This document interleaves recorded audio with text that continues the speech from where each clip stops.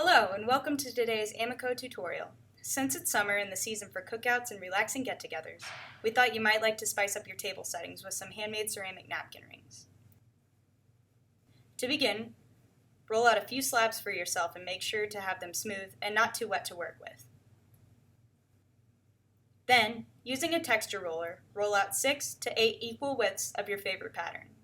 Alternative methods could involve pressing found textures into the clay, press molds, or carving your own patterns.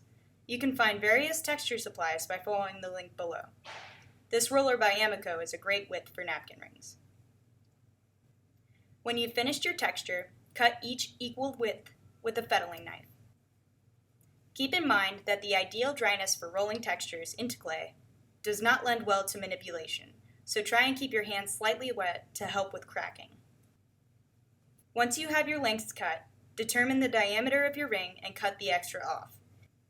When forming your cylinder, it may be useful to shape it around a PVC pipe covered in newspaper, or maybe even a Coke can.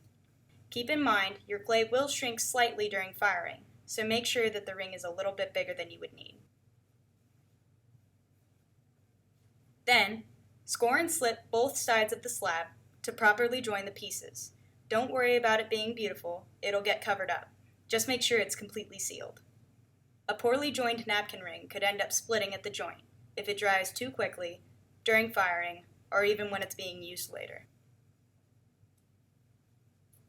To protect your rings from cracking, we recommend that you cover them loosely in plastic while they dry until they become completely bone dry and are ready to go in the kiln. Next, cut a small rectangle from another slab of clay that is of a similar dryness to the ring that you're working on. Make sure they are of the same height and use the rectangle to cover up the joint. This will cover the mismatched pattern and strengthen your connection. Do not forget to score and slip. Feel free to get creative with this. Rectangles are just a good place to start. You can make it interesting with handmade shapes and sprig molds. For compression and quick cleanup, I like to use a rubber nib. Make sure to compress all points of contact with the ring and the rectangle to totally seal your connection. After some refining to your taste, your new napkin rings are ready to fire. Don't forget to let your rings dry slowly and evenly before they go in the kiln. Thank you for watching, and we hope your guests enjoy your new, unique handmade napkin rings.